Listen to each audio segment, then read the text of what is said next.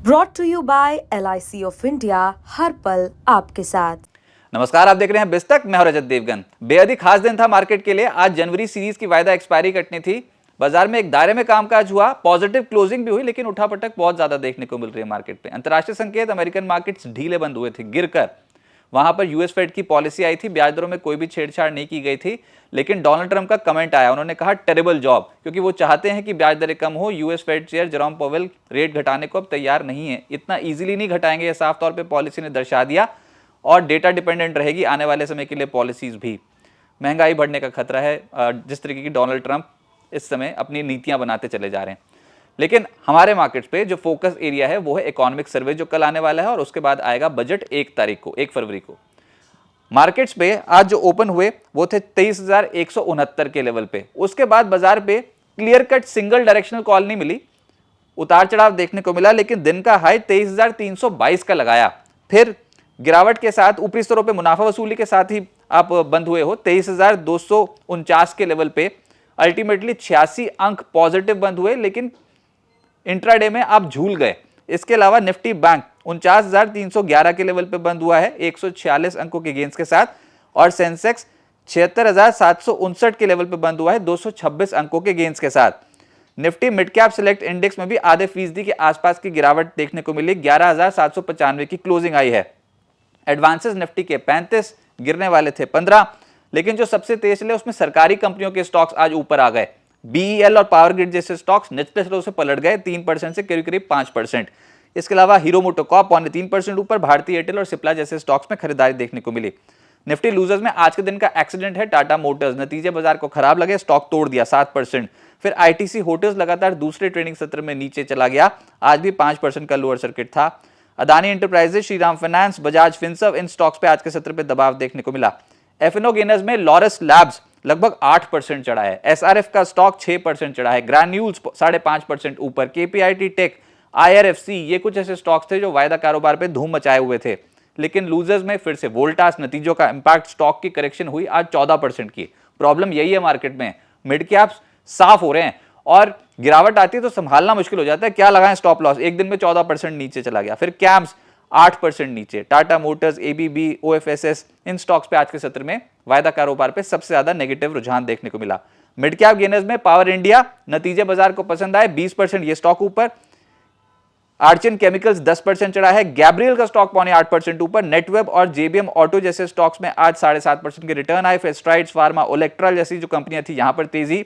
अच्छा, ये जो इलेक्ट्रिक व्हीकल से जुड़ी जो कंपनियां थी, ओलेक्ट्रा, जेबीएम ऑटो, इनके स्टॉक्स आज अच्छा चले। फिर कार ट्रेड, सिरमा, एसजीएस, आजाद इंजीनियरिंग जैसे स्टॉक्स में 6% तक की तेजी बनी। मिड कैप लूजर्स में वर्लपूल 20% नीचे चला गया। पेरेंट कंपनी के जो सीईओ हैं उन्होंने बोल दिया कि इंडियन इकाई के वैल्यूएशन ज्यादा है तो हम अपना हिस्सा कम कर रहे हैं, 20% पर ले आएंगे अपना हिस्सा 51% से घटाकर। वो स्टॉक तो टूट गया आज बहुत बुरी तरीके से। फिर वोल्टास 14% नीचे आया। दीपक फर्टिलाइजर, कैम्स, मान्यवर और ग्रेविटा जैसे स्टॉक्स में आज करेक्शन देखने को मिली। आज जो सेक्टर चला उसमें सबसे ऊपर था सीपीएससी, यानी कि सरकारी कंपनियां। BEL, Sutlej Jal Vidyut Nigam, Power Grid, Oil India, ONGC, NBCC जैसे स्टॉक्स में तेजी। सबसे तेज चला बीईएल, निफ्टी का ही टॉप गेनर बन गया। फिर एनर्जी स्टॉक्स में आज पावर इंडिया, नतीजों का इंपैक्ट 20% अपर सर्किट पे था। सुजलॉन, जीवीटीएनडी, सतलुज जल, अदानी टोटल, एमजीएल जैसे स्टॉक्स में आज के सत्र में एक्शन तेजी की ओर था। रेलवेज में खरीदारी हुई है, अब तो ऑलरेडी बहुत बीटन डाउन है, तो ये बजट से ठीक पहले एकदम से खरीदारी हो रही है। IRFC, Ircon, RailTel, RITES, IRCTC सब तेज हो गए। एफएमसीजी में डाबर 4% ऊपर, UBL, Nestle, Radico, HUL, Britannia जैसे स्टॉक्स में तेजी आई। फार्मा में लॉरस लैब्स लीड कर रहा था 7.5% ऊपर। फिर Granules, Lal Path Labs, Abbott, Cipla, Max Health, इन स्टॉक्स में तेजी आई। रियल एस्टेट में लोधा, ब्रिगेड 2.5% चढ़े हैं। Oberoi Realty, Godrej Properties, Phoenix Limited, Mahindra Life Space सब में खरीदारी थी, लेकिन ऑलरेडी बीटन डाउन स्ट्रक्चर है तो लोअर लेवल से पलट रहे हैं, बस इतना समझिए आप। इसके अलावा ऑटोज में आज के दिन का एक्सीडेंट था टाटा मोटर्स 7% नीचे। फिर मदरसन, भारत फोर्ज, इनके स्टॉक्स गिरे हैं, लेकिन जो चढ़े हैं उसमें hero MotoCorp, Apollo tyres, Exide जैसे स्टॉक 2.25% से 3.25% की तेजी पकड़े हुए थे। आईटी में आज मुनाफा वसूली हुई है। कोफोर्ज, एम्फोसिस 4.25% से 4.5% नीचे। परसिस्टेंट, विप्रो, इन्फोसिस सब नीचे।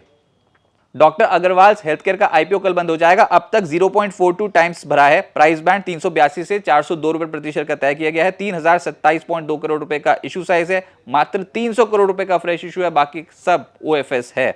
अब आगे क्या होगा?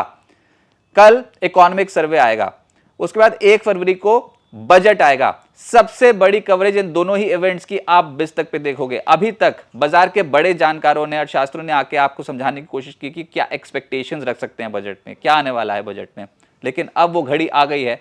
इकोनॉमिक सर्वे पहले, इस पे हमारी कवरेज, और उसके बाद आप लाइव कनेक्टेड रहिएगा। एक मैराथन रन होगी और बजट वाले दिन तो सुबह से लेकर शाम तक जो भी अपडेट्स आते चले जाएंगे, देश के किसी भी कोने में हो, विदेश में, जहां मर्जी हो, आप यूट्यूब पे, बिस्तक पे, इसी चैनल पे आपको सब अपडेट्स, और साथ ही साथ स्टॉक मार्केट पे क्या रिएक्शन देखने को मिल रहा है, ये सब आपको दिखाई देगा। तो ये 2 दिन जो हैं ये बहुत एक्शन पैक्ड रहने वाले हैं। कल फरवरी सीरीज की शुरुआत हो जाएगी, और ये जो फरवरी सीरीज की शुरुआत होगी, ये भी पता है कि इसमें बाजार हिचकोले खाएगा। एक रेंज जो है वो बड़ी हो सकती है और उसमें उठापटक देखने को मिलेगी। ये सिंगल डायरेक्शनल चाल नहीं बनेगी। आप ये समझिए कि ऐसा भी हो सकता है कि यहां से 3% एकदम से ऊपर, फिर 3% एकदम से नीचे, इतने वाइल्ड स्विंग्स, 700 पॉइंट्स ऊपर, 700 पॉइंट्स नीचे, इतने वाइल्ड स्विंग्स भी एक्सपेक्ट करके चलना। तो पोजीशंस कंट्रोल में रखिए, ओवर लेवरेज बिल्कुल मत रहिए। आप सोचेंगे कुछ और, हो जाएगा कुछ और, ऐसे वाली कहानी, और अफलातून चाल दिखाएंगे स्टॉक्स। ऑब्वियसली सरकारी पॉलिसीज का तो असर पड़ेगा ही, जो भी बजट में अनाउंसमेंट होगी उसका असर पड़ेगा, जो भी इकोनॉमिक सर्वे की जो फाइन प्रिंट्स निकलेंगे उससे भी स्टॉक्स पे बहुत असर पड़ेगा। लेकिन ऐसे में पंट नहीं करना चाहिए स्टॉक मार्केट को। वेल्थ क्रिएशन का ये तरीका बिल्कुल नहीं होता है। आप प्लीज और प्लीज अपनी पोजीशंस को अगर सिस्टमैटिकली बनाना चाहें तो बनाएं, लेकिन ओवर लेवरेज इन स्तरों पे ना करें। फिलहाल ऐसा लग रहा है कि 23,350, 23,400 के आसपास आके तगड़ा रेजिस्टेंस खड़ा हुआ है निफ्टी पे, लेकिन ये लेवल्स टूट सकते हैं अगर इकोनॉमिक सर्वे और बजट बाजार को पसंद आ गया तो। लेकिन अगर ये बजट बाजार को पसंद नहीं आया तो फिर लीथल एक्शन भी देखने को मिल सकता है, और अभी तक बाजार का ट्रेंड है डाउन। Q3 के नतीजों का भी असर पड़ेगा, तो वोलेटिलिटी देखने को मिलेगी। किस और जाएंगे कोई नहीं बता सकता, ये सबकी अपनी अपनी प्रेडिक्शन। लेकिन बाजार, ये जो सरकारी नीतियां हैं, बजट से जुड़ी जो भी खबरें, अपडेट्स आएंगे, उस पर बहुत बहुत बड़ा इस बार इंपैक्ट डालेगा, क्योंकि ऑलरेडी आप बीटन डाउन हो और बड़े इंस्टीट्यूशंस ये इकोनॉमिक सर्वे और बजट का ही वेट कर रहे हैं। उसके बाद क्लियर कट डायरेक्शन निकल के आएगी।